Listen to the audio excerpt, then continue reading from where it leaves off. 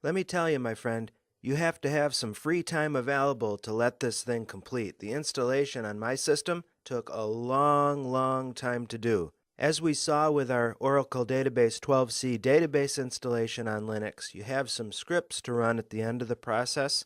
So I've already navigated to the appropriate directory, and I'll run allroot.sh. And once that's finished, we'll click OK to continue. This is an important page. It gives us our summary. And we want to pay particular attention to this first URL to access Enterprise Manager Cloud Control. Now, some administrators will screenshot this screen for future reference, but I want you to know that this path here tells us exactly where the information is also available. So in your OMS install directory, there's a file called setupinfo.txt that contains all this same information. We might as well hit up the web browser. Let me launch Firefox. And I'm going to do a search for Get Adobe Flash, making sure I choose an adobe.com URL, and I'll just spend a moment installing the Flash Player plugin. Should have done this earlier, but I'm glad to show it to you now. The installation of Flash Player on Linux is different from what you're accustomed to in OS X or Windows. I selected the Yum package, and fortunately I can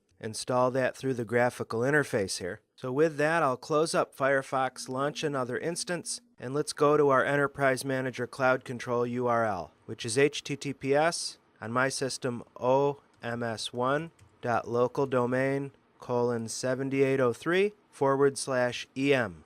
Again, because it's a self-signed certificate, we'll add an exception and confirm it. And this is the Enterprise Manager Cloud Control 12c logon screen. Remember that the login is sysman with the password that you supplied earlier. We're required to accept the license agreement before we proceed, which I will. And this is the somewhat intimidating home page. There are a lot of moving parts here. This is meant to be a welcome page where we have some getting started links over on the right. These are awfully helpful, actually. Don't discount these. Verify that your software library, your repository set up. That's going to require some My Oracle support credentials, unfortunately. In fact, that's the second step here, to verify that you've got connectivity to those repositories. But then as you go along here, you download agent software for the various platforms you plan to use, any additional management plugins, and then you run your discovery jobs to detect targets, install agent software, and have those be managed targets. And then it's just a question of customizing the interface, setting up email notifications, doing role-based access control, and so forth. In the meantime, we can select a home page format depending upon the kind of management you plan to do with Enterprise Manager Cloud Control. I'm going to do the databases one because I am a database administrator, and that's principally what I'm concerned with here.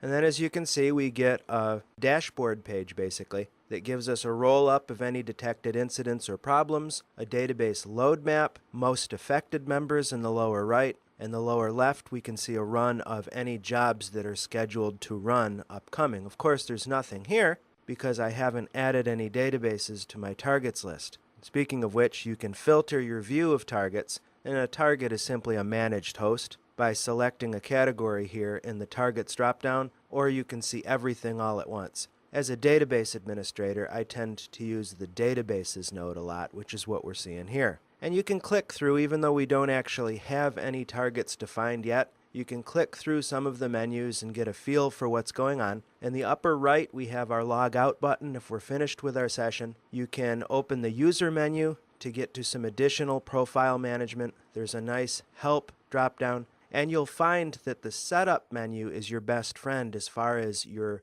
initial rollout of Enterprise Manager. It's through this Setup menu that you're going to wind up doing your target discoveries, setting up your provisioning, your My Oracle support credentials, your software. All that stuff happens through the Setup menu here.